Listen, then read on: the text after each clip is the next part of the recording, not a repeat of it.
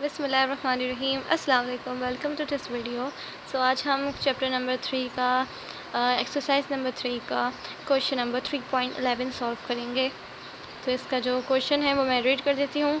Eight what rate of simple interest will ₹24,000 amount to ₹25,920 in 4 years. तो आज हम इसको सॉल्व करते हैं। ये जो हमारे पास डाटा गिवन है मैं आपको बताती जाती हूँ। जब हमें आर फाइंड करना है, बाकी जो हमारे पास फार्मूला रह गया है तो ये हमारे पास पी और एन और ए, ठीक है। ये इंटरेस्ट वाला फार्मूला नहीं अप्लाई होगा, मैंने आपको बताया था। यहाँ लिखा हुआ है अमाउंट लिखा है, तो आपने देखने के साथ ही समझ जाना है ये अमाउंट वाला जो टोटल अमाउंट वाला जो फार्मूला मैंने आपको इससे पिछली वीडियो में भी बताया था, वो वाला फार्मूला यहाँ अप्लाई होगा। तो उस फार्मूले के हिसाब से यहाँ पे जब रेट फाइंड करना है तो रेट के साथ साथ जो चीज़ें हमें होती है वो हमें जो गिवन है वो मैंने बता देती हूँ। पी जो हमारे पास प्रिंसिपल अमाउंट हो जाएगी वो, और फिर टाइम उसका जो हमारे पास उसके ईयर्स गिवन है, और फिर उसकी अमाउंट यानी कि टोटल अमाउंट। अच्छा, हमारे पास यहाँ 2 अमाउंट्स गिवन है। अब यहाँ पे हमारे पास 2 अमाउंट, एक 24,000, एक है 25,920। अब इसमें से हमें कौन सा पता चलेगा कि हमारे पास कौन सी क्या अमाउंट है, प्रिंसिपल कौन सी अमाउंट कहलाएगी, कौन सी टोटल अमाउंट कहलाएगी। मैं आपको बताती चलूँ, जो प्रिंसिपल अमाउंट होगी वो हमारे पास होगी 24,000, ठीक है। 24,000 यहाँ पे है, और जो दूसरी वाली हो जाएगी वो ज़ाहिर बात है 25,920, ठीक है। यहाँ मैं लिख देती हूँ। यहाँ इस चीज़ को समझने का एक छोटी सी ट्रिक ये भी है कि जो हमारे पास ज़्यादा अमाउंट होगी, जैसे हमारे पास इस तरह 2 अमाउंट गिवन है, अब इन 2 अमाउंट में से जो ज़्यादा अमाउंट होगी वो हमारी टोटल अमाउंट होगी, ठीक है, total amount.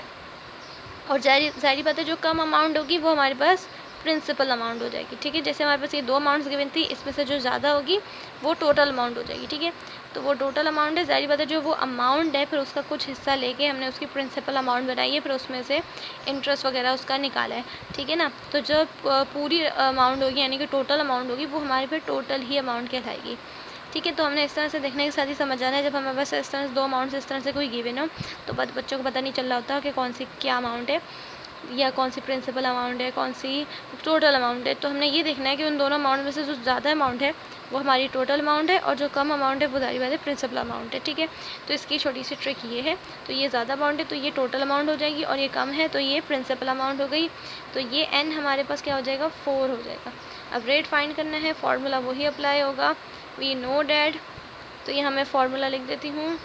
Total amount A equals to P 1 + NR, बिल्कुल वैसे ही सॉल्व होगा जैसे अभी हमने पहले सॉल्व किया था।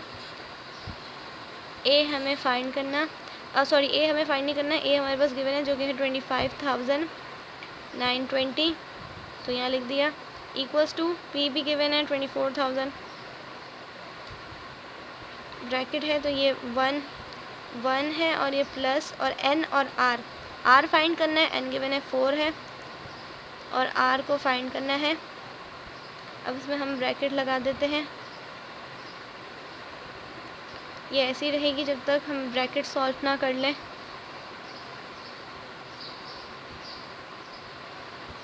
ये 1 प्लस और ये 4R हो जाएगा, 1 + 4R। अब ये एक ब्रैकेट में आ जाएगी अमाउंट इसकी।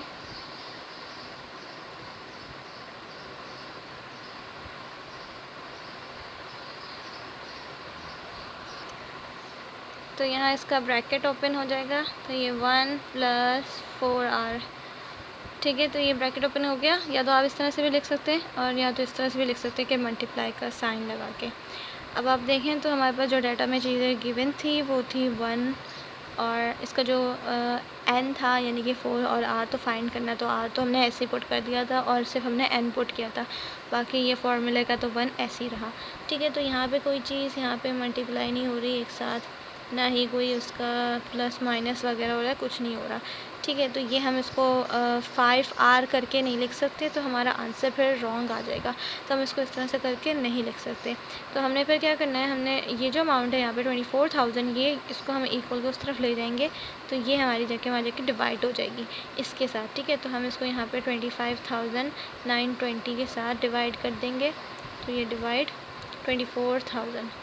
अब जो इसका आंसर आएगा उससे हम अपना आगे सॉल्व कर पाएंगे। फिर ये 1 + 4R ब्रैकेट से ओपन कर दिया था हमने ऑलरेडी, तो फिर ये हमारे पास इस तरह से आ जाएगा। ठीक है, तो जैसे मैंने आपको बताया कि हम इसको उस तरह से मल्टीप्लाई करके नहीं लिख सकते जैसे कि हमने पहले क्वेश्चन में किया था। वो भी बताया कि क्यों नहीं कर सकते, क्योंकि हमने डायरेक्ट जो चीज़ें हैं ना वो डायरेक्ट यहाँ पे पुट कर दी है। सिर्फ क्या 4 और r, जो कि 4r यहाँ पे ऑलरेडी है, उसको हमने मल्टीप्लाई करके भी किया तो वही आ रहा है जो कि हमने पुट किया था डायरेक्ट अपने डाटा से, जो हमारे पास डाटा गिवन था।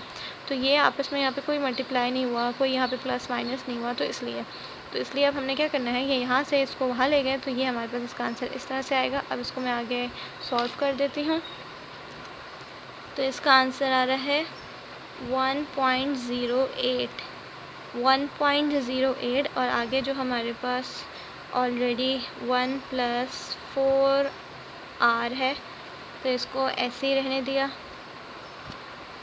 तो ये हमारे पास आ गया 1.08। कैसे, वो जो हमने उसको डिवाइड किया था 920 को डिवाइड किया था 24,000 से, तो उससे ये आंसर आ गया। ठीक है, अब यहाँ पे देखें तो ये हमारे पास 1 है और ये हमारे पास 1.08 है और ये हमारे पास 4r है। 4r तो इसमें मल्टीप्लाई हो गया था, तो ये एक साथ ही है। 4r मल्टीप्लाई हो गया था तो ये एक साथ ही है, तो इसको नहीं देखेंगे। तो ये 1 है ना, तो ये नंबर सेम है ना, यानी कि इसके साथ कोई वेरिएबल नहीं है, तो इसको एक जगह ले लेंगे। ठीक है, तो ये 1.08 यहाँ प्लस में है 1, इक्वल के उधर आके माइनस में 1 हो जाएगा, इक्वल्स टू, और ये 4r ऐसे ही रहा। अब इसमें से इसको माइनस कर देंगे 1.08 से, तो ये 0.08 रह जाएगा, इक्वल्स टू 4r हमारे पास ऐसे ही रहा। अब हमने क्या करना है, इक्वेशन फ्लिप कर देंगे अपनी, तो ये 4r इक्वल्स टू 0.08 यहाँ पे आ जाएगा वैल्यू। अब ये r फाइंड कर रहे हैं तो r को ऐसे सिंगल कर देंगे, 0.08 ऐसे ही रहा। अब डिवाइड कर देंगे 4 से इसको, तो इसका आंसर यानी कि रेट हमारे पास आ जाएगा, तो 0.08 डिवाइडेड बाई 4 इक्वल्स टू 0.02। तो यहाँ लिख देंगे 0.02। अब 0.02 रेट है हमारे पास, इसको परसेंटेज में लेकर आएंगे क्योंकि ये रेट परसेंटेज में होता है, तो पता है कैसे लेकर आता है, मल्टीप्लाई कर देंगे 100 से, तो ये हमारे पास आ जाएगा इसका rate multiply by 100 equals to 2%। ठीक है ना, परसेंटेज का साइन लगाएंगे क्योंकि ये रेट है। रेट हमारे पास कैसे गिवन होता है, परसेंटेज में गिवन होता है। तो ये इसका आंसर यहाँ कंप्लीट होता है। आई होप आपको समझ में आया होगा आज का ये क्वेश्चन। तो ये आपने ज़रूर इसका साइन लगाना है। मल्टीप्लाई कर देंगे 100 से, तो हमारे पास जो 2 आएगा, 2 के साथ जो साइन लगेगा परसेंटेज का होगा। ठीक है, क्योंकि रेट में हमारे पास परसेंटेज होता है, परसेंटेज में गिवन रेट होता है, तो हमें भी परसेंटेज में हमें बताना था। ठीक है, तो आज के लिए इतना ही। Thanks for watching this video. अल्लाह हाफिज़।